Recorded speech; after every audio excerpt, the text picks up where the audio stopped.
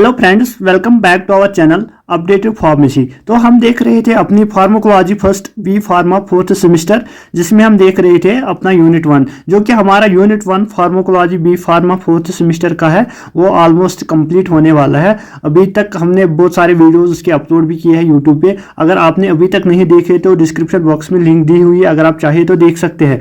तो last video में हमने कवर किया था जो कि हमारी यूनिट 1 का इंपॉर्टेंट टॉपिक था फार्माकोकाइनेटिक्स, उसका पार्ट 1 जो है एब्जॉर्प्शन, वो हमने लास्ट वीडियो में कवर किया था। तो आज इस वीडियो में हम पार्ट 2 में डिस्ट्रीब्यूशन, मेटाबॉलिज्म और एक्सक्रीशन, जो कि हमारे फार्माकोकाइनेटिक्स के और 3 स्टेप्स है और 3 प्रोसेस है, आज के इस वीडियो में हम कवर करेंगे। जो कि हमारी फार्माकोकाइनेटिक्स से लास्ट वीडियो में हमने देखा था कि फार्माकोकाइनेटिक्स क्या होता है, एब्जॉर्प्शन क्या होता है, मेम्ब्रेन ट्रांसपोर्ट क्या होता है और कौन कौन से फैक्टर्स होते हैं जो कि हमारे ड्रग एब्जॉर्प्शन को अफेक्ट करते हैं। और आज के इस वीडियो में हम देखेंगे ड्रग डिस्ट्रीब्यूशन, ड्रग मेटाबॉलिज्म और ड्रग एक्सक्रीशन, यानी कि ये जो 3 और स्टेप्स है, 3 प्रोसेस है हमारे फार्माकोकाइनेटिक्स, इनको एक एक करके पूरा डिटेल में जानेंगे। तो सबसे पहले हम देखेंगे डिस्ट्रीब्यूशन, जो कि हमारी फार्माकोकाइनेटिक्स का पार्ट प्रोसेस सेकंड है, यानी कि स्टेप 2 है। एब्जॉर्प्शन, डिस्ट्रीब्यूशन, मेटाबॉलिज्म और एक्सक्रीशन, जो भी हमारा ड्रग होता है जब भी वो हमारी बॉडी में चला जाता है तो सबसे पहले जो कि हमारा ड्रग होता है वो एब्जॉर्ब होता है, उसके बाद डिस्ट्रीब्यूट होता है, उसके बाद मेटाबोलाइज होता है बॉडी में, उसके बाद हमारी बॉडी से एक्सक्रीट आउट होता है।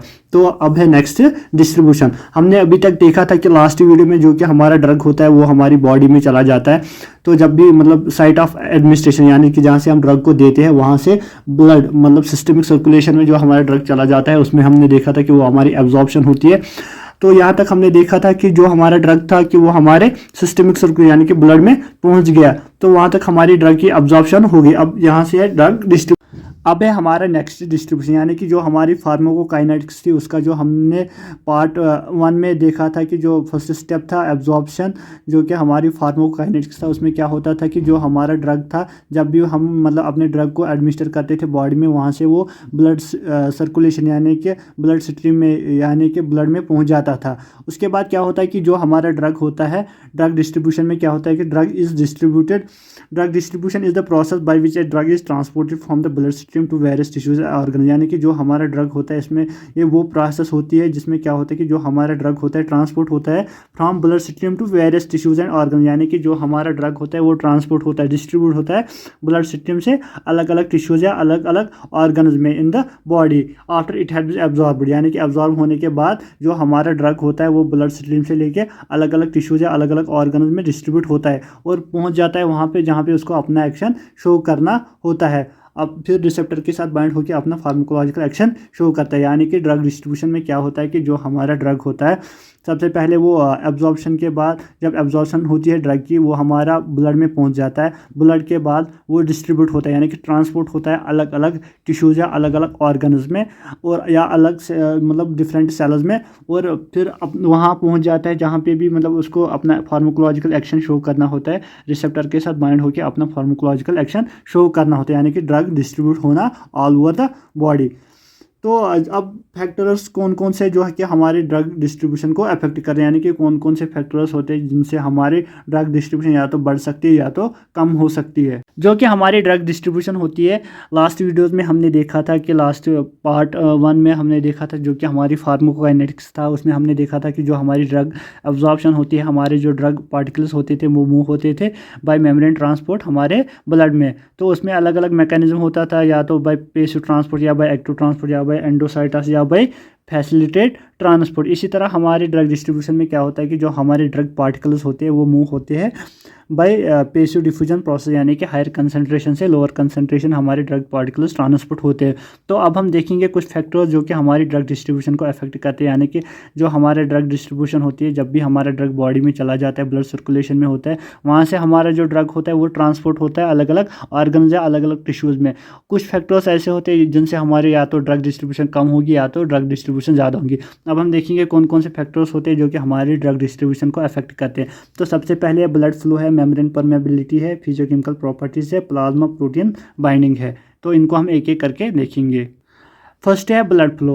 तो अगर हम देखेंगे जो कि हमारा जहाँ पे हमारा ब्लड फ्लो ज़्यादा होगा वहाँ पे हमारी डिस्ट्रीब्यूशन ड्रग की डिस्ट्रीब्यूशन ज़्यादा होगी, जहाँ पे हमारा ब्लड फ्लो कम होगा वहाँ पे हमारी ड्रग की डिस्ट्रीब्यूशन कम होगी। हमारे बॉडी में कुछ ऑर्गन्स ऐसे होते हैं जिनका हायर ब्लड फ्लो होता है, जैसे कि लिवर होती है, किडनी होती है या ब्रेन होता है, जिनका ब्लड फ्लो हायर होता है और यहाँ पे भी हमारा मतलब ड्रग ज़्यादा डिस्ट्रीब्यूट होता है। जो लिवर होता है, किडनी होता है, ब्रेन होता है, इनमें मतलब हमारा ड्रग ज़्यादा डिस्ट्रीब्यूट होता है एज़ कम्पेयर टू जो कि हमारे कुछ बॉडी ऑर्गन्स होते हैं जहाँ पे हमारा ब्लड फ्लो कम होता है, वहाँ पे हमारा ड्रग डिस्ट्रीब्यूट कम हो जाता है। जैसे कि हमारे मसल्स है या एडिपोज टिश्यूज़ वगैरह होते हैं हमारी बॉडीज़ में, वहाँ पे क्या होता है कि हमारा ब्लड फ्लो कम होता है, ऑब्वियसली वहाँ पे हमारा ड्रग भी डिस्ट्रीब्यूट कम होता है। अब है नेक्स्ट फैक्टर मेम्ब्रेन परमेबिलिटी, यानी कि the ability of a drug to cross the cell membrane impact distribution lipid solvent drugs easily. Membrane permeability यानी कि जो हमारा नेक्स्ट फैक्टर है जो कि हमारी ड्रग डिस्ट्रीब्यूशन को अफेक्ट करते हैं। जो कि हमारे हाइड्रोफिलिक ड्रग्स होते हैं वो इजली हमारे सेल मेम्ब्रेन को क्रॉस नहीं कर पाते, उनकी जो ड्रग डिस्ट्रीब्यूशन होती है वो ज़्यादा नहीं होती है एज़ कम्पेयर टू जो हमारे लाइपोफिलिक ड्रग्स होते हैं। जो कि हमारे लाइपोफिलिक ड्रग्स होते हैं उनकी जो मतलब वो इजीली क्रॉस कर पाते हैं हमारे सेल मेम्ब्रेन को, उसकी उनकी जो डिस्ट्रीब्यूशन होगी वो ज़्यादा होगी as compare to hydrophilic drugs, जो यानी कि जो हमारे लिपिड सॉल्वेबल ड्रग्स होते हैं वो हमारे सेल मेम्ब्रेन को इजीली क्रॉस कर पाते हैं। क्योंकि हमने लास्ट वीडियोज़ में देखा था कि जो हमारा मैकेनिज्म होता है जो कि लिपिड सॉल्वेबल ड्रग्स होते हैं, जो हमारा सेल मेम्ब्रेन होता है वो लिपिड नेचर का होता है, यानी कि वो बाइलेयर ऑफ फॉस्फोलिपिड्स बना होता है, यानी कि जो हमारे लिपिड सॉल्वेबल ड्रग्स होते हैं वो इजीली क्रॉस कर पाते हैं हमारे सेल मेम्ब्रेन को as compare to hydrophilic drugs यानी कि वाटर सॉल्युबल ड्रग्स। तो अब हम यहाँ पे अगर देखेंगे जो हमारे लिपिड सॉल्युबल ड्रग्स रहेंगे वो इजीली क्रॉस कर पाएंगे हमारे सेल मेम्ब्रेन को, और जो हमारे वाटर सॉल्युबल ड्रग्स होंगे उनको ट्रांसपोर्ट मैकेनिज्म की ज़रूरत होती है, वो इजीली हमारे सेल मेम्ब्रेन को मतलब क्रॉस नहीं कर पाते। तो उनको मतलब जो हमारे हाइड्रोफिलिक ड्रग्स होते हैं वो उनकी जो डिस्ट्रीब्यूशन होगी वो कम होगी as compare to lipophilic drugs. अब है कुछ फिजियोकेमिकल प्रॉपर्टीज जो कि हमारे ड्रग डिस्ट्रीब्यूशन को अफेक्ट करते हैं। कुछ फिजियोकेमिकल प्रॉपर्टीज और फिजिकल केमिकल प्रॉपर्टीज़ होती है हमारे ड्रग मॉलिक्यूल्स की, ड्रग पार्टिकल्स की, जो कि हमारे ड्रग डिस्ट्रीब्यूशन को अफेक्ट करते हैं। जो कि हमारे मतलब ड्रग पार्टिकल्स होते हैं जितने वो स्मॉलर होंगे, नॉन आयोनाइजर होगी और लाइपोफिलिक इन नेचर होंगे, उतनी उनकी ज़्यादा ड्रग डिस्ट्रीब्यूशन होगी। अगर हमारे मतलब ड्रग पार्टिकल के मॉलिक्यूलर साइज ज़्यादा होगा उसकी उतनी ड्रग डिस्ट्रीब्यूशन कम होगी। लाइपोफिलिक नेचर जितना ज़्यादा होगा उसकी उतनी ड्रग डिस्ट्रीब्यूशन ज़्यादा होगी। यानी कि अगर हमारे जो ड्रग पार्टिकल्स होते हैं उनकी जो मतलब मॉलिक्यूलर साइज, पार्टिकल साइज होता है जितना कम रहेगा उतना वो इजीली मेम्ब्रेन को क्रॉस कर पाएंगे, उतनी ज़्यादा उनकी ड्रग डिस्ट्रीब्यूशन होगी। इसी तरह जो हमारे नॉन आयोनाइज्ड ड्रग्स होते हैं वो ज़्यादा मतलब फास्ट मतलब उनकी ज़्यादा ड्रग डिस्ट्रीब्यूशन होती है, और जो हमारे लाइपोफिलिक ड्रग्स होते हैं उनकी ज़्यादा डिस्ट्रीब्यूशन होती है as compare to hydrophilic drugs. अब है next factor plasma protein binding, यानी कि जो हमारे ड्रग पार्टिकल्स होते हैं जितना वो मतलब प्लाज्मा प्रोटीन के साथ बाइंड होंगे उतनी उनकी ड्रग डिस्ट्रीब्यूशन कम होंगी। तो अगर हम बात करेंगे जो कि हमारे ड्रग पार्टिकल्स होते हैं जब भी वो हमारे ब्लड में पहुंच जाते हैं वहाँ पे ऑलमोस्ट ज़्यादातर ड्रग्स प्लाज्मा प्रोटीन्स के साथ बाइंड होते हैं, जैसे कि एल्बुमिन के साथ बाइंड होते हैं। Only the unbound free drugs can cross membranes and exert therapeutic effects, जो कि हमारे अनबाउंड ड्रग्स होते हैं, यानी कि जो हमारे ड्रग्स मतलब बाउंड नहीं होते हैं प्लाज्मा प्रोटीन्स के साथ, मतलब वो उतने मतलब छोटे साइज के रहेंगे, वो इजीली मेम्ब्रेन्स को क्रॉस कर पाएंगे, वो उनकी उतनी ज़्यादा डिस्ट्रीब्यूशन होगी। जो कि हमारे प्लाज्मा प्रोटीन के साथ बाइंड होंगे कुछ ड्रग पार्टिकल, उनकी उतनी कम ड्रग डिस्ट्रीब्यूशन होगी। यानी कि जो कि हमारे अनबाउंड ड्रग्स होते हैं उनकी ज़्यादा डिस्ट्रीब्यूशन होती है as compare to bound drugs. Bound drugs वो ड्रग्स होते हैं जो कि हमारे प्लाज्मा प्रोटीन्स के साथ बाइंड होते हैं। High plasma protein binding can limit drug distribution, यानी कि जितना ज़्यादा हमारे ड्रग पार्टिकल्स प्लाज्मा के साथ बाइंड होंगे उतनी उनकी ड्रग डिस्ट्रीब्यूशन कम होगी as compare to unbound drugs, यानी कि जो हमारे फ्री ड्रग्स होते हैं जो कि मतलब किसी के साथ बाइंड नहीं होते, उनकी डिस्ट्रीब्यूशन उतनी जल्दी होती है, वो उतना जल्दी सेल मेम्ब्रेन को क्रॉस कर पाते हैं और उनकी ज़्यादा डिस्ट्रीब्यूशन होती है। हमारी जो ड्रग डिस्ट्रीब्यूशन है मतलब स्टेप 2 था, प्रोसेस 2 थी हमारी फार्माकोकाइनेटिक्स की, वो हमारा कंप्लीट हो गया। अब हमारा नेक्स्ट पार्ट है, हमारा नेक्स्ट स्टेप है ड्रग मेटाबॉलिज्म, जो कि बहुत ज़्यादा इंपॉर्टेंट टॉपिक है हमारी फार्माकोकाइनेटिक्स का, बहुत ज़्यादा इंपॉर्टेंट प्रोसेस है, बहुत ज़्यादा इंपॉर्टेंट स्टेप है हमारी फार्माकोकाइनेटिक्स का। अब है नेक्स्ट ड्रग मेटाबॉलिज्म। अब है हमारा यहाँ पे नेक्स्ट मेटाबॉलिज्म, यानी कि जो हमारा ड्रग होता था जब भी वो हमारी बॉडी में चला जाता था तो सबसे पहले क्या होता था कि वो ड्रग हमारा एब्जॉर्ब होता था, यानी कि हमारे ब्लड सर्कुलेशन में पहुंच जाता था, यानी कि सिस्टमिक सर्कुलेशन यानी कि ब्लड में पहुंचता था। तो उसके बाद क्या होता था कि जो हमारा ड्रग होता था वो डिस्ट्रीब्यूट होता था पूरी बॉडी में, यानी कि सर्कुलेट होता था पूरी बॉडी में। उसके बाद क्या होता था कि जो हमारा ड्रग होता था वो साइट ऑफ एक्शन पे चला जाता था, यानी कि जहाँ पे उसको अपना एक्शन शो करना होता है। तो जब हमारा ड्रग हमारा पूरा कंप्लीट अपना जितना भी उसका एक्शन रहेगा वो पूरा शो करेगा हमारी बॉडी में, तो उसके बाद फिर क्या है कि ड्रग का बाहर निकलना भी बहुत ज़रूरी होता है, यानी कि फिर ड्रग की एलिमिनेशन भी बहुत ज़रूरी होती है। तो फिर अगर वो हमारी बॉडी में ही रहेगा तो उससे क्या होगा, हमारी बॉडी को बहुत ज़्यादा हार्मफुल इफेक्ट्स देखने को मिलेंगे। इसलिए जब हमारा ड्रग अपना काम पूरा करेगा बॉडी में, फिर उसको उसकी एलिमिनेशन यानी कि बाहर निकलना भी बहुत ज़रूरी है। तो इसलिए हम देखेंगे यहाँ पे ड्रग एलिमिनेशन यानी कि ड्रग की मेटाबॉलिज्म और ड्रग की एक्सक्रीशन। तो सबसे पहले अगर हम यहाँ पे देखेंगे ड्रग को बाहर मतलब एलिमिनेशन होने के लिए ड्रग का मेटाबॉलिज्म बहुत ज़्यादा ज़रूरी होता है। तो अगर हम यहाँ पे समझ लेंगे कि ये क्या बात है, जो हमारा ड्रग होता है, जो कि हमारे ज़्यादातर ड्रग्स होते हैं वो हमारे लाइपोफिलिक इन नेचर होते हैं, यानी कि लिपिड सॉल्वेबल ड्रग्स होते हैं। लेकिन बट बात यहाँ पे क्या है कि जो हमारी किडनी होती है वो खाली वाटर सॉल्वेबल यानी कि हाइड्रोफिलिक ड्रग्स को अलो करती है। जो कि हमारे हाइड्रोफिलिक ड्रग्स रहेंगे वो इजली मतलब बाहर निकलेंगे बाय यूरिन के थ्रू इजली बाहर निकलेंगे। जो कि हमारा यूरिन होता है वो मतलब किडनी वगैरह में मतलब जो कि हमारा यूरिनल सिस्टम होता है उसी में बनता है पूरा, जो जितना भी मतलब यूरिन का ये प्रोसेस वगैरह होता है पूरा किडनी के थ्रू होता है। तो जो हमारे हाइड्रोफिलिक ड्रग्स होते हैं वो मतलब इजीली क्रॉस कर पाते हैं। अब हमारे जो मतलब लाइपोफिलिक ड्रग्स होते हैं जब ये हमारे किडनी में पहुंच जाते हैं, ये रिअब्जॉर्ब होकर दोबारा हमारे ब्लड में वापस चले जाते हैं और फिर से अपना एक्शन शो करते हैं। तो उससे क्या होगा कि अगर वो कंटिन्यू मतलब वो प्रोसेस रहेगी हमारी बॉडी में, उससे हमारी बॉडी में प्रॉब्लम आ जाएगी। तो ये अब ज़रूरी है कि जो मतलब ये लाइपोफिलिक ड्रग्स है ये बाहर निकालने के लिए भी हमें क्या करना होता है कि इनको पहले मतलब जो हमारी बॉडी होती है वो इन्हें हाइड्रोफिलिक में कन्वर्ट करती है with the help of enzymes. तो उसी प्रोसेस को हम उसी फिनोमेना को हम मेटाबॉलिज्म यहाँ पे कहते हैं, यानी कि जो हमारे लाइपोफिलिक ड्रग्स होते हैं वो हाइड्रोफिलिक ड्रग्स में कन्वर्ट होते हैं। उसके बाद क्या होता है कि वो इजीली एक्सक्रीट आउट होते हैं, यानी कि जो हमारी किडनी होती है वो उन्हें अलो करती है, जो कि हमारे वाटर सॉल्युबल ड्रग्स होते हैं। जो मतलब वाटर सॉल्युबल ड्रग्स रहेंगे होते हैं वो ज़्यादा पोलर होते हैं, यानी कि अगर यहाँ पे मतलब कहीं पे पोलैरिटी की बात आएंगे मतलब समझ लेना कि वो वाटर सॉल्युबल ड्रग्स होते हैं। जितने मतलब जितनी ज़्यादा पोलैरिटी होगी उतने ज़्यादा वाटर सॉल्युबल ड्रग्स होंगे। तो अब हम डिटेल में देखेंगे क्या होता है हमारा drug metabolism.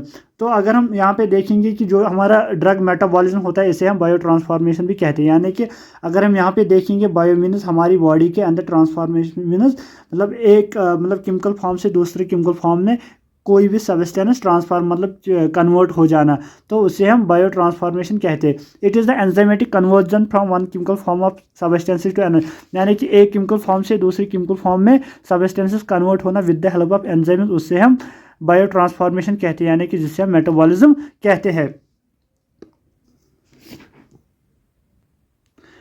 Metabolism is an essential pharmacokinetic process which converts lipid-soluble and non-polar compounds to water-soluble and polar compounds so that they are excreted by various process। यानी कि जो हमारा मेटाबॉलिज्म होता है ये हमारी फार्माकोकाइनेटिक्स की एक एसेंशियल प्रोसेस होती है, जिसमें क्या होता है कि जो हमारे लिपिड सॉल्युबल यानी कि जो हमारे लिपिड सॉल्युबल ड्रग्स होते हैं वो नॉन पोलर होते हैं, वो वाटर सॉल्युबल में कन्वर्ट होते हैं, यानी कि पोलर कंपाउंड्स में कन्वर्ट होते हैं so that excreted by various, यानी कि उससे क्या होता है कि जो हमारे ड्रग मॉलिक्यूल्स होते हैं वो हमारी बॉडी से एक्सक्रीट आउट होते हैं। अब अगर हम यहाँ पे सिंपली समझ लेंगे जो हमारा मतलब क्या होता है कि जो हमारे मतलब ड्रग्स होते हैं हाइड्रोफिलिक ड्रग्स होते हैं वो कन्वर्ट मतलब लाइपोफिलिक ड्रग्स होते लाइपोफिलिक ड्रग्स होते हैं वो कन्वर्ट होते हैं हाइड्रोफिलिक ड्रग्स में, यानी कि जो लाइपोफिलिक ड्रग्स होते हैं वो नॉन पोलर होते हैं और जो हाइड्रोफिलिक होते हैं वो पोलर ड्रग्स होते हैं, यानी कि लाइपोफिलिक ड्रग्स से हाइड्रोफिलिक ड्रग्स में कन्वर्ट होना जो हमारे ड्रग्स होते हैं उससे हम ड्रग की मेटाबॉलिज्म कहते हैं with the help of enzymes. यानी कि अगर हम सिंपली यहाँ पे समझ लेंगे मतलब ड्रग मेटाबॉलिज्म को, जो कि हमारे एक केमिकल फॉर्म से दूसरे केमिकल फॉर्म कोई भी सब्सटेंस कन्वर्ट होता है उसे हम मेटाबॉलिज्म कहते हैं, और जब हमारे ड्रग मॉलिक्यूल्स एक फॉर्म से दूसरी फॉर्म में कन्वर्ट हो जाएंगे उसे हम ड्रग मेटाबॉलिज्म कहते हैं। यहाँ पे भी हमने ये पूरा लिखा हुआ है कि मतलब जो हमारे वाटर सॉल्युबल मतलब ड्रग्स होते हैं वो डायरेक्टली इजीली एक्सक्रीट आउट होते हैं हमारी बॉडी से, और जो लाइपोफिलिक ड्रग्स होते हैं वो रिअब्जॉर्ब होकर फिर से ब्लड में चले जाते हैं। तो उसके लिए क्या होता है कि ज़रूरी होता है कि जो हमारे लाइपोफिलिक ड्रग्स होते हैं वो पहले हाइड्रोफिलिक में कन्वर्ट होते हैं। तो उसके लिए जो हमारे ड्रग मेटाबॉलिज्म होता है उसके अलग अलग 2 फेजेस है, वो हम आगे जाके देखेंगे कि कैसे मतलब हाइड्रोफिलिक लाइपोफिलिक ड्रग्स कन्वर्ट होते हैं हाइड्रोफिलिक ड्रग्स में। तो the major sites of drug metabolism is the liver, जो कि हमारा ड्रग मेटाबॉलिज्म होता है ज़्यादातर वो हमारे लिवर में होता है। उसके बाद सेकेंडरी साइट्स पे होता है हमारा जो बायो ट्रांसफॉर्मेशन होता है, सेकेंडरी ऑर्गन्स पे होता है जैसे कि किडनी, लंग्स, स्किन, ब्रेन। मतलब सबसे ज़्यादा हमारा जो ड्रग मेटाबॉलिज्म होता है वो हमारे लिवर में होता है, क्योंकि हमारे लिवर में बहुत ज़्यादा एंजाइम प्रेजेंट होते हैं। इसमें क्या होता है कि जो हमने पहले भी देखा कि हमारे लिपिड सॉल्युबल ड्रग्स कन्वर्ट होते हैं वाटर सॉल्युबल ड्रग्स में with the help of enzymes. जो हमारे वाटर सॉल्युबल ड्रग्स होते हैं उनकी पोलैरिटी ज़्यादा होती है, और जो लिपिड सॉल्युबल ड्रग्स होती है नॉन पोलर होते हैं। या इसमें हम बता सकते हैं कि जो हमारे active form of drugs convert होते हैं इनएक्टिव फॉर्म ऑफ ड्रग्स, यानी कि जो एक्टिव फॉर्म ऑफ ड्रग्स होते हैं वो ड्रग्स होते हैं जो कि फार्माकोलॉजिकल एक्शन शो करते हैं। इनएक्टिव मतलब जो कि हमारी फार्माकोलॉजिकल एक्शन शो नहीं करती। और जो हमारा बाई प्रोडक्ट जो कि हमारा प्रोडक्ट बन जाए, यानी कि जब हमारा मेटाबॉलिज्म होता है और जो फिर प्रोडक्ट्स बनते हैं उनको हम मेटाबोलाइट्स कहते हैं। There are different kinds of enzymes present in the liver which bio transform the drug. हमारी मतलब लिवर में बहुत different types of different kinds of enzyme present होते हैं जो कि हमारे ड्रग को बायो ट्रांसफॉर्म करते हैं, यानी कि एक फॉर्म से दूसरे फॉर्म में कन्वर्ट करते हैं। तो अगर हम यहाँ पे देखेंगे enzyme is located in smooth endoplasmic reticulum of the liver and also in other organs such as kidney, lungs etcetera but in smaller concentration. जो कि हमारे एंजाइम्स होते हैं वो हमारे जो सेल्स प्रेजेंट होते हैं लिवर में, उनका जो सेल्स में जो प्रेजेंट होता है स्मूथ एंडोप्लाज्मिक रेटिकुलम, उस हमारे लिवर में उस पर सबसे ज़्यादा एंजाइम्स प्रेजेंट होते हैं। बाकी जगह पे उससे कम कंसनट्रेशन में मतलब एंजाइम्स प्रेजेंट होते हैं। Mostly bio transformation are done by microsomal enzymes such as cytochrome P450 oxidase and glucuronyl transferase. जो कि हमारी मतलब बायो ट्रांसफॉर्मेशन होती है सबसे ज़्यादा जो हम मतलब वो होती है किनसे, जो हमारे माइक्रोसोमल एंजाइम्स होते हैं जैसे कि साइटोक्रोम P45 और P45 ऑक्सीडेज और ग्लूकुरोनाइल ट्रांसफरेज, यानी कि वो दो एंजाइम्स हैं जिनकी हेल्प से सबसे ज़्यादा बायो ट्रांसफॉर्मेशन होती है हमारे ड्रग की हमारी बॉडी में। अब हम देखेंगे कौन कौन से फेजेस होते हैं ड्रग मेटाबॉलिज्म की, यानी कि कैसे मतलब जो कि हमारे ड्रग मेटाबॉलिज्म बॉडी में होता है वो कैसे होता है, और जो हमारे फेज़ 2 है हमारी ड्रग ट्रांसफॉर्मेशन ड्रग मेटाबॉलिज्म के हम दोनों देखेंगे। अब हमारी बॉडी में 2 प्रोसेस यानी कि 2 फेजेस होती है ड्रग मेटाबॉलिज्म की, जिससे क्या होता है कि जो हमारा ड्रग होता है वो मतलब मेटाबोलाइज होता है, यानी कि वो मतलब हाइड्रोफिलिक में कन्वर्ट होता है। उसके लिए सबसे पहले हम देखेंगे फेज़ 1 और फिर देखेंगे फेज़ 2, यानी कि मतलब हमारी बॉडी जो होती है हमारी बॉडी में क्या होता है कि ड्रग के साथ मतलब उनका स्ट्रक्चर वगैरह चेंज होता है। उससे क्या होता है कि जो हमारे ड्रग्स होते हैं वो ज़्यादा पोलर बन जाते हैं, तो वो हाइड्रोफिलिक ड्रग्स में कन्वर्ट होते हैं, फिर वो इजिली एक्सक्रीट आउट होते हैं हमारी बॉडी से। तो सबसे पहले हम देखेंगे फेज़ 1 में क्या होते हैं, यानी कि जो हमारे ड्रग मॉलिक्यूल्स होते हैं वो हाइड्रोफिलिक में कन्वर्ट कैसे, यानी कि वो मूल पोलर कैसे बनते हैं हमारी बॉडी में, हमारे लिवर में, मतलब जो कि हमारे लिवर में मेटाबॉलिज्म होता है, यानी कि हमारे ड्रग जो होते हैं वो मेटाबोलाइज होते हैं हमारे लिवर में। तो यहाँ पे क्या होता है कि फेज़ 1 रिएक्शंस में जो कि हमारे ड्रग मॉलिक्यूल्स होते हैं can be metabolised by oxidation, reduction, hydrolysis and increase polarity of drugs, so drugs can easily excrete from kidney. यानी कि जो हमारे ड्रग्स होते हैं फेज़ 1 में ये क्या होता है कि जो हमारे ड्रग्स होते हैं वो मेटाबोलाइज होते हैं बाय ऑक्सीडेशन, यानी कि ऑक्सीजन ऐड होता है जो कि हमारे ड्रग मॉलिक्यूल्स होते हैं उनका जो केमिकल स्ट्रक्चर होता है उनके साथ ऑक्सीजन ऐड होता है और हाइड्रोजन उनमें रिमूव होता है। रिडक्शन में क्या होता है कि हाइड्रोजन ऐड होता है और ऑक्सीजन रिमूव होता है। हाइड्रोलिसिस में क्या होता है, इसमें ब्रेक डाउन ऑफ वाटर होता है, और उससे क्या होता है कि जो हमारे ड्रग मॉलिक्यूल्स होते हैं वो ज़्यादा पोलर बन जाते हैं। उससे क्या होता है कि हमारे drug particles easily excrete out होते हैं हमारी बॉडी से। तो एग्जांपल में हम यहाँ पे समझ लेंगे, एक केमिकल स्ट्रक्चर हमने यहाँ पे ड्रग्स की ली है तो इसके थ्रू हम आपको एग्जाम्पल में समझाएंगे।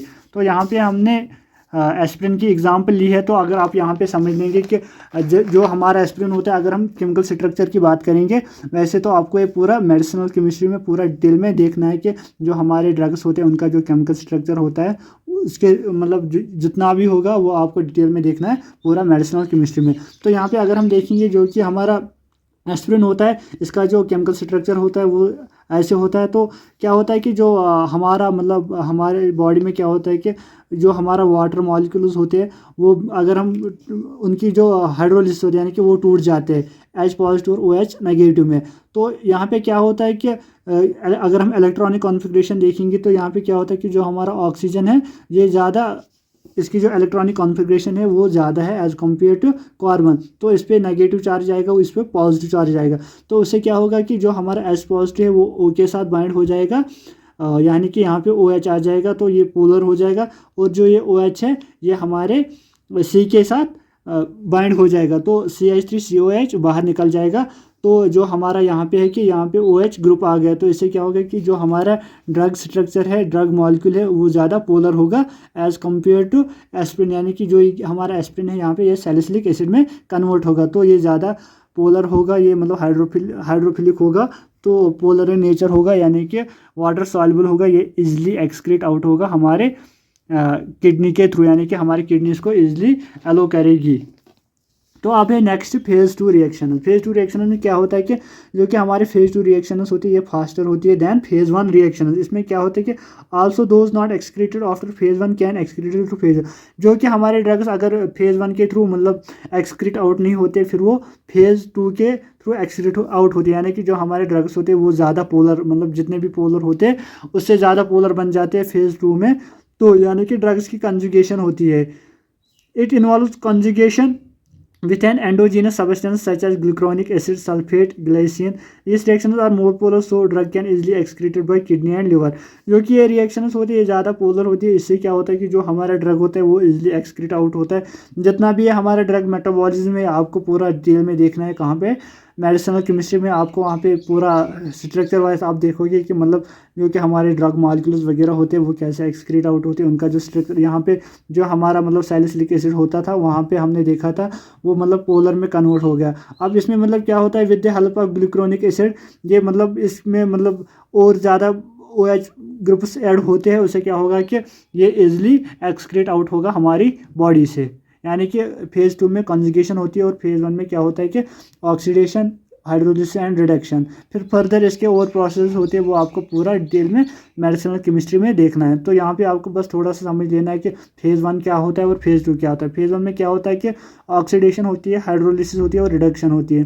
फेज़ 2 में क्या होती है, कंजुगेशन होती है, जो कि हमारे फेज़ 2 रिएक्शन होते हैं ज़्यादा फास्टर होते हैं एज कम दैन फेज़ 1 रिएक्शंस। अब हम देखेंगे फैक्टर्स अफेक्टिंग ड्रग मेटाबॉलिज्म, यानी कि कौन कौन से फैक्टर्स होते हैं जो कि हमारे ड्रग मेटाबॉलिज्म को अफेक्ट करते हैं, यानी कि जिससे हमारा ड्रग मेटाबॉलिज्म या तो बढ़ जाएगा या तो कम हो जाएगा। तो सबसे पहले अगर हम देखेंगे केमिकल फैक्टर्स, इसमें आता है enzyme induction and enzyme inhibition, जो कि हमारे सिलेबस में भी दिए हुए हैं दो terms, enzyme induction and enzyme inhibition. उन दो टर्म्स को हम यहीं पे कवर करेंगे। और इसके बाद है biological factors, age, diet, sex difference, और तीसरा है फिजियोकेमिकल प्रॉपर्टीज ऑफ ड्रग। इसके बगैर भी बहुत सारे फैक्टर्स हैं जो कि हमारे ड्रग मेटाबॉलिज्म को अफेक्ट करते हैं, बट यहाँ पे हमने कुछ इंपॉर्टेंट फैक्टर्स लिए हैं जो हमारे ड्रग मेटाबॉलिज्म को अफेक्ट करते हैं। तो सबसे पहले हम देखेंगे केमिकल फैक्टर्स। तो सबसे पहले हम देखेंगे एंजाइम इंडक्शन, जो कि हमारा केमिकल फैक्टर्स है, उसमें हम देखेंगे एंजाइम इंडक्शन। एंजाइम इंडक्शन में क्या होता है कि कुछ ड्रग्स ऐसे होते हैं कि जब भी वो हमारी बॉडी में चले जाते हैं वो हमारे जो लिवर एंजाइम्स होते हैं, जो कि हमारे एंजाइम्स होते हैं जो हमारे लिवर में प्रेजेंट होते हैं, वो उनकी एक्टिविटी को इंक्रीज करते हैं। उससे क्या होता है कि जैसे कि हमारे साइटोक्रोम P45 सिस्टम होता है, उसमें क्या होता है उनकी एक्टिविटी अगर इंक्रीज हो जाएगी तो फिर जो बाकी ड्रग्स रहेंगे जब भी वो हमारी बॉडी में आएंगे तो मतलब जो ये ड्रग्स होते हैं ये रिस्पॉन्सिबल होते हैं फॉर ड्रग मेटाबॉलिज्म। फिर जब बाकी ड्रग्स हमारी बॉडी में आ जाएंगे तो ये ड्रग्स उनको मतलब जल्दी जल्दी मेटाबोलाइज करेंगे, बहुत फास्ट मेटाबोलाइज करेंगे, जैसे मतलब पहले करते थे उससे फास्ट करेंगे। उससे क्या होगा कि मतलब जो हमारी इफेक्टिवनेस होगी ड्रग की वो हमारी ड्रग की इफेक्टिवनेस कम हो जाएगी। अगर हम एग्जांपल की बात करेंगे यहाँ पे chronic use of certain medication, मतलब जैसे कि किसी भी मतलब कुछ मेडिकेशन ऐसे होते हैं जिनको आप बहुत टाइम से यूज़ करते हैं, जैसे कि रिफेम्पिन कैन इंड्यूस लिवर एंजाइम्स, वो हमारे जो लिवर एंजाइम्स होते हैं उनकी एक्टिविटी को इंक्रीज करते हैं। उससे क्या होता है कि leading to faster clearance of other drugs. उससे क्या होगा कि कि जो हमारे बाकी ड्रग्स होते हैं वो बहुत फास्ट एलिमिनेट हो जाएंगे हमारी बॉडी से, मतलब अपना पूरा एक्शन शो नहीं। एंजाइम इनहिबिशन, अगर हम इसी तरह देखेंगे जैसे कि हमारे एंजाइम इंडक्शन में क्या होता था कि कुछ ड्रग्स ऐसे होते थे कि जो हमारे ड्रग की मतलब हमारे एंजाइम्स की एक्टिविटी इंक्रीज करते थे। उससे क्या होता है कि हमारा जो बाकी ड्रग्स होते थे वो जल्दी क्लियर होते थे हमारी बॉडी से, मतलब उनके मेटाबॉलिज्म बहुत जल्दी होता था। इसी तरह हमारे एंजाइम इनहिबिशन में क्या होता है कि जो हमारे ड्रग मॉलिक्यूल्स होते हैं उनकी जो एक्टिविटी होती है, मतलब वो क्या करते हैं कि जो हमारे एंजाइम्स होते हैं प्रेजेंट लिवर में उनकी एक्टिविटी वो कम करते हैं। उससे क्या होगा कि हमारा मतलब बाकी जो ड्रग्स रहेंगे वो अच्छे से बाकी ड्रग्स को मेटाबोलाइज नहीं कर पाएंगे। उससे क्या होगा कि अगर हम यहाँ पे एग्जाम्पल की बात करेंगे ड्रग्स लाइक कीटोकेनाजोल, जो कि हमारे ड्रग्स होते हैं कीटोकेनाजोल जो कि एंटी फंगल ड्रग्स होते हैं, are known to inhibit the cytochrome P45 enzyme. ये हमारे P45 एंजाइम्स को इनहिबिट कर देते हैं, यानी कि उनकी एक्टिविटी को कम करते हैं। उससे क्या होगा कि बाकी जो हमारी मेडिकेशन रहेंगे उनका जो मेटाबॉलिज्म होगा उस पर असर। पे हमारे नेक्स्ट बायोलॉजिकल फैक्टर्स, यानी कि वो फैक्टर जो हमारी बॉडी के रिलेटेड है जो कि हमारे ड्रग मेटाबॉलिज्म को अफेक्ट करते हैं। तो सबसे पहले इसमें एज, अगर हम एज की बात करेंगे जो कि हमारी ड्रग मेटाबोलाइट रेट होती है, ड्रग मेटाबॉलिज्म रेट होती है, वो अलग अलग एज ग्रुप्स में अलग अलग होती है। यानी कि अगर हम यहाँ पे देखेंगे जो हमारे न्यूनेटस होते हैं, न्यूली बॉर्न बेबीज होते हैं, उनमें जो हमारा ड्रग मेटाबॉलिज्म रेट होता है वो बहुत ज़्यादा स्लो होती है। और अगर हम चिल्ड्रंस की बात करेंगे उनमें रैपिड होती है, मतलब चिल्ड्रंस 1 to 12 एज ग्रुप्स में आते हैं, जो कि 1 to 12 ईयर्स एज ग्रुप्स में आते हैं, उनमें मतलब बहुत ज़्यादा होता है, रैपिड होता है एज कम्पेयर टू अडल्ट। और जो एल्डरली पर्सन होते हैं उनमें स्लो ड्रग मेटाबॉलिक रेट होती है। अब है हमारा नेक्स्ट डाइट, यानी कि जो हमारा नेक्स्ट फैक्टर है जो कि हमारे बायोलॉजिकल फैक्टर्स में आता है वो है डाइट, जो कि हमारी डाइटरी कंपाउंड्स होते हैं वो हमारे एंजाइम कंटेंट को और उनकी जो एक्टिविटी होती है उसको चेंज करते हैं, अल्टर करते हैं। जो कि हमारे मतलब जितने हाई प्रोटीन डाइट होती है उसमें क्या होगा कि हमारा उतना मतलब फास्ट रैपिड मेटाबॉलिज्म दिखेगा, यानी कि जो हमारे ड्रग होंगे वो उतना जल्दी मेटाबोलाइज होंगे। और मतलब जितनी हमारी बॉडी को मतलब हम जितना लो प्रोटीन डाइट होगा हमारी बॉडी में, मतलब उतने एंजाइम जो है उनकी एक्टिविटी कम होगी। उससे क्या होगा, जो हमारा मेटाबॉलिज्म रेट होगा वो स्लो होगा, क्योंकि जो हमारी प्रोटीन डाइट होती है वो हमारे एंजाइम। अब है नेक्स्ट सेक्स डिफरेंस, जो कि हमारा नेक्स्ट फैक्टर है वो है सेक्स डिफरेंस, जो कि हमारे बायोलॉजिकल फैक्टर्स में आता है, तो जो कि हमारे ड्रग मेटाबॉलिज्म को अफेक्ट करते हैं। तो यहाँ पे एग्जांपल हमने दी हुई है बेंजोडाइजेपिन, जो कि हमारे बेंजोडाइजेपिन होते हैं उनका जो मेटाबोलाइज रेट होता है, मेटाबॉलिज्म रेट होता है वो वुमेन्स में कम होता है दैन मैनस। और जो उनका जो हमारे मैनस होते हैं उनमें मेटाबॉलिज्म रेट हमारे बेंजोडाइजेपिन उसका ज़्यादा होता है दैन वुमेन्स, यानी कि हमारे जेंडर मतलब हमारे सेक्स डिफरेंस में भी मतलब डिफरेंस आता है हमारे मेटाबॉलिज्म। जो कि हमारे मैनस होते हैं बहुत सारे ड्रग्स का मेटाबॉलिज्म रेट जो कि हमारे मैनस होते हैं उनमें ज़्यादा होता है एज कम्पेयर टू वुमेन्स। अब है नेक्स्ट फिजियोकेमिकल प्रॉपर्टीज, जो कि हमारे ड्रग मेटाबॉलिज्म को अफेक्ट करते हैं। Solubility, polarity, size, shape, PK etcetera affect the drug metabolism by interaction with the active sites of the enzyme. जो कि ये कुछ फैक्टर्स होते हैं हमारे ड्रग्स के, मतलब जो कि हमारे ड्रग मेटाबॉलिज्म को अफेक्ट करते हैं, जैसे कि सॉलिबिलिटी होती है ड्रग की, या पोलैरिटी या साइज या शेप, जो कि हमारे ड्रग मॉलिक्यूल्स को अफेक्ट करते हैं, यानी कि जो हमारे ड्रग मॉलिक्यूल्स के जो कि हमारे ड्रग पार्टिकल्स होते हैं उनका जो ड्रग मेटाबॉलिज्म होता है उसको अफेक्ट करते हैं हमारे कुछ फिजियोकेमिकल प्रॉपर्टीज ऑफ। अब है हमारा लास्ट स्टेप जो कि एक्सक्रीशन ऑफ ड्रग्स, यानी कि जो हमारे ड्रग्स होते हैं वो हमारी बॉडी से रिमूव होते हैं। तो अभी तक हम देख रहे थे अपनी फार्माकोकाइनेटिक्स, उसमें हमने 3 पार्ट्स कवर किए, 3 स्टेप्स कवर किए, जिसमें हमने देखा कि सबसे पहले जब हमारी बॉडी में ड्रग चला जाता है वो अब्जॉर्ब होता है, उसके बाद डिस्ट्रीब्यूट होता है, उसके बाद मेटाबोलाइज होता है, यानी कि एक फॉर्म से दूसरी फॉर्म में कन्वर्ट होता है। तो उससे क्या होगा कि मतलब हमारे ड्रग मेटाबोलाइज होते हैं, उससे क्या होता है कि हमारे ड्रग इजली फिर एक्सक्रीट आउट होता है, उसको किडनी वगैरह इजली एलो करती है, तो फिर वो आराम से एक्सक्रीट आउट होता है हमारी बॉडी से। तो जो हमारी एलिमिनेशन होती है इसमें 2 प्रोसेस होती थी, एक तो ड्रग मेटाबॉलिज्म और दूसरा ड्रग एक्सक्रीशन, यानी कि दोनों मतलब इस पर्पज़ के लिए होते हैं हमारी बॉडी में, जो कि हमारा ड्रग है वो हमारी बॉडी से बाहर निकल पाए। तो अब जो एक्सक्रीशन होता है इसमें क्या होता है कि हमारा ड्रग रिमूव होता है हमारी बॉडी से, जो कि हमारा फार्माकोकाइनेटिक्स से, जो कि हमारे एक्सक्रीशन है हमारी फार्माकोकाइनेटिक्स का लास्ट स्टेप है।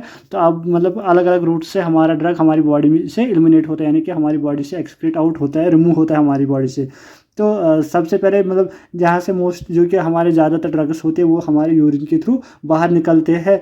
Most of the drugs are excreted through the kidney by the process of urination, यानी कि जो हमारे ज़्यादातर ड्रग्स होते हैं वो किडनी के थ्रू एक्सक्रीट आउट यानी कि रिमूव होते हैं हमारी बॉडी से bye the process of urination, यानी कि जो यूरिनेशन प्रोसेस होती है, यूरिन वगैरह फॉर्म होता है हमारे किडनीज में, तो वहाँ पे क्या होता है, उनके थ्रू हमारा ड्रग बॉडी से एक्सक्रीट आउट यानी कि बाहर निकलता है। तो जो हमारे हाइड्रोफिलिक ड्रग्स होते हैं यानी कि जो वाटर सॉल्युबल ड्रग्स होते हैं वो इजिली एक्सक्रीट आउट होते हैं हमारी बॉडी से।